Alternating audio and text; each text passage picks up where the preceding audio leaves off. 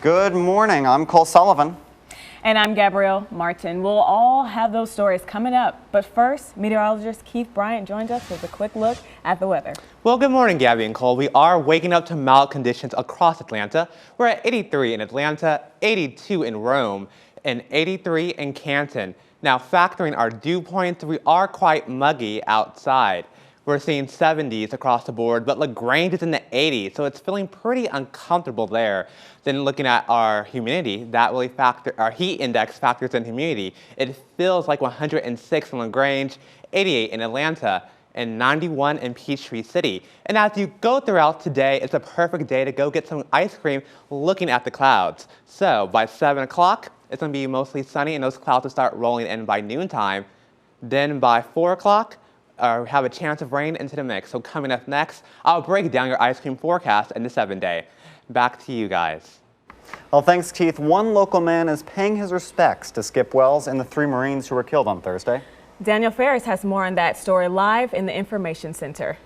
I visited a Veterans Memorial in Cumming where I talked with one man who created a tribute so locals could honor Skip Wells and the Marines abroad. Here's what he had to say. This is Austin Handel, a Lance Corporal in the Marines who transferred out of the Chattanooga unit in June and knew Skip Wells personally. In hopes of seeing the 4 fallen Marines be recognized, Handel posted pictures and set up a site where civilians could pay their respects. The men that passed away in Chattanooga, they were great men. They weren't just bottom level, civilians or anything else. They were great men. They were out there working, they were serving their country. This Veterans Memorial represents a century-old American war history, commemorating the veterans who fought to defend U.S. freedom. Written on these stone blocks are the names of the men who, like Skip Wells and the 3 men who were killed, gave their lives for American values. As for Wells, the 21-year-old held the admiration of his fellow Marines. Wells was he was always really motivated. We always sort of gave him a hard time because he's always really motivated. He really enjoyed the Marine Corps and he enjoyed his job. And every time that you came around him, you could tell, you could see it with him. Handel said Wells, like many serving in the U.S. Armed Forces, felt an answered a calling to serve his nation. The Veterans Memorial serves as a small reminder of the men and women who fight for civilians' liberties every day. Don't be afraid. Stand up as Americans and show them what America's about. The Veterans Memorial in Cumming is open to anyone in the public who wants to place flowers or just take a moment to remember these fallen Marines. Skip Wells' funeral is scheduled for this Sunday. The event starts at 2 in the afternoon and is going to be held at First Baptist Church in Woodstock. Daniel Ferris, live in the Information Center. Back to you guys. New this morning, Spelman College has officially cut ties with Bill Cosby after new details emerged in his alleged sexual assault. The historically black women's college released a statement saying Spelman has ended its endowed professorship with Cosby after 2005 deposition became public, where Cosby admitted to giving women drugs with intentions of having sex with them.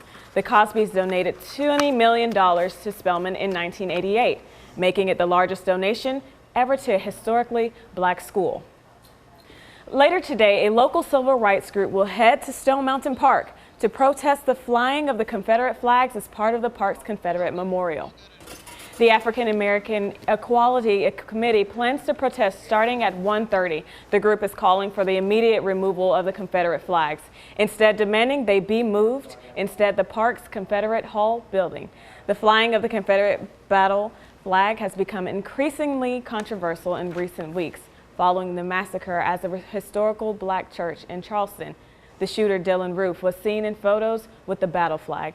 The head of the Stone Mountain Memorial Association has said the flags are part of a memorial protected by Georgia law, and they'll keep flying as long as that law is in place. Well, developing overnight, one person is dead after a deadly shooting at a local Atlanta nightclub. The panic and the desperation of the people, you could see the fear in folks' eyes.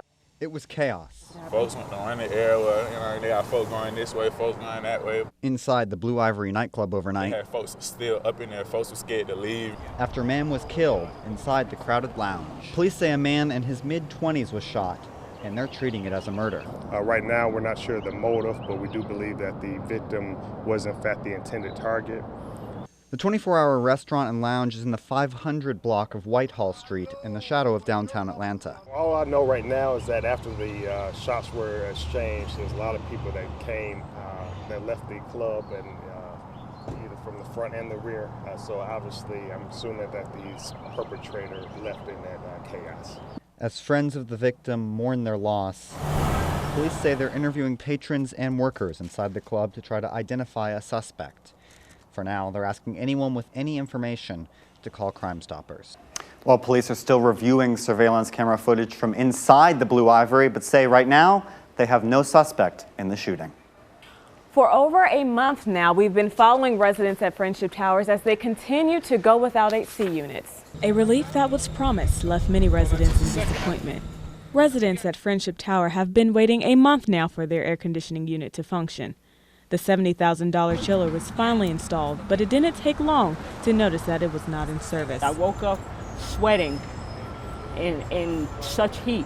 We were able to go inside the apartment of one of the residents' homes to see just what they had to deal with.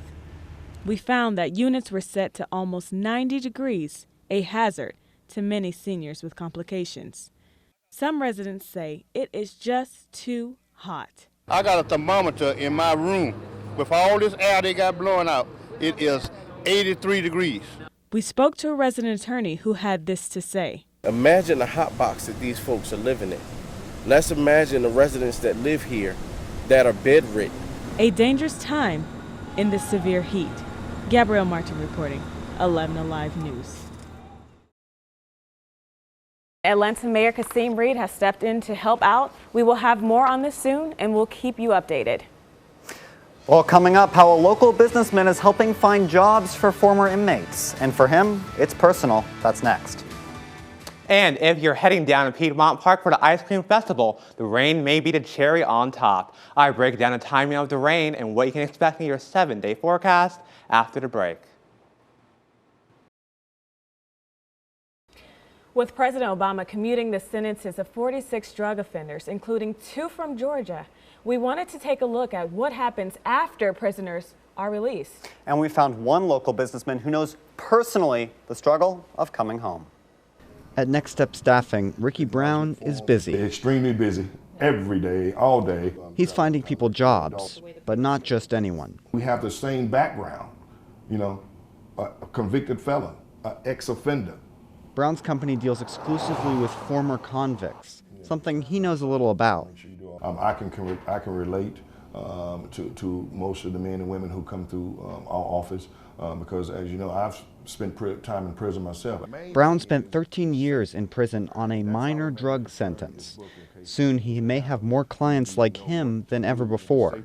Why is that? I don't think the president is finished with the commutations. I think we're going to see more. I don't know how many more, but we're going to see more. Paige Pate is a criminal trial lawyer. On the federal level, we've gone up to about 250,000 people who are now in federal custody, and more than half of those people are there because of drug crimes. So the president and Congress, they are trying to fix that problem in a variety of different ways.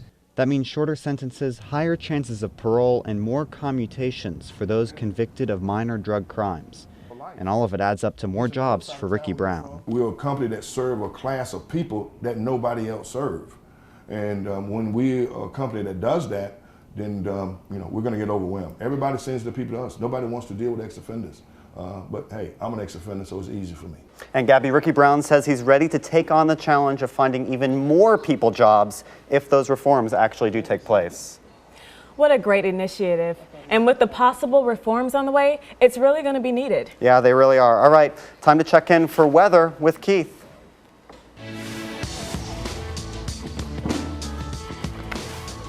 Well, guys, it's going to be a perfect day to eat ice cream. Looking downtown Atlanta, those cloudy skies are going to foreshadow the rain that's going to come in later today. So that's our main headline for tonight. But Sunday, it's going to be different. Marvelous with lots of sunshine into the mix. But it won't last long because the rain and humidity will come back in full force next week. Now, looking at radar, not much is going on. We do see some speckles of rain, but really nothing to worry about. And that's because we have high pressure. It's really keeping in that dry air as it rotates clockwise. So we're seeing more a calmer weather pattern and drier. So looking at our temperatures, we are mild across the board. 83 in Atlanta, 82 in Rome, and 80 in Dalton. Then factor in the humidity, it even feels hotter outside. It feels like 106 degrees in LaGrange, 88 in Atlanta, and 91 in Marietta. Now, people are saying that this has been the hottest July on record. So I did some research, and this is what I found out. We only had 14 days of 90-degree temperatures so far this year. Then by 2014, we only had 6 days. Then by 2013, we cut those in half and only reached 3 days into the 90s. But July 2012 was a different story. It was hot Atlanta. We had 26 days reaching the heat of 90 degrees back in 2012 and only 2 days in the triple digits. Now let's walk you hour by hour through your forecast. So for today, we are going to see some rain by 3 o'clock. So if you're heading down to Piedmont Park, you may need to bring that umbrella so your ice cream won't get wet. Then by Saturday, then by 6:30, we still have that rain off to the north, but it's going to weaken as we go throughout the night. So for 10 o'clock, we're going to be hanging into the 70s because of that rain, cold air, and the cloud coverage. Then as we go for tomorrow morning, we're going to be muggy and cloudy. Then by the lunch hour, it's going to be warm, so no rain in the forecast for Sunday just yet. Then by the afternoon, we see some speckles of rain off to the west. Now, going for today, it's going to be sunshine. It's mainly in control, so it's going to be a great day. And going to your 7-day forecast, Sunday, Sunday, Sunday. That's going to be the sunny day of the week, and our rain chances increase as we go into next week. Back to you guys. The Special Olympics start today in Los Angeles, and this year, they're making history. That's right. For the first time, ESPN will televise the games in their entirety. It's also the first time the games are back in the U.S. in over a decade. Some 6,000 athletes will participate in the event, representing more than 160 different countries. That makes it the largest sporting event in Los Angeles since the 1984 Olympics. Opening ceremonies will begin at USC's Memorial Coliseum around 8 o'clock tonight. Going to your 7-day forecast, just look at it. Sunday is going to be the best day so far, with lots of sunshine into the mix, but rain chances do increase as we go into next week with the highest chance on Friday. Thanks, Keith. And that's 11Alive News this morning. Thank you for joining us. Well, have more on 11alive.com. Be sure to tune in tonight at 11Alive at 6. We'll see you then. Till then, have a great day.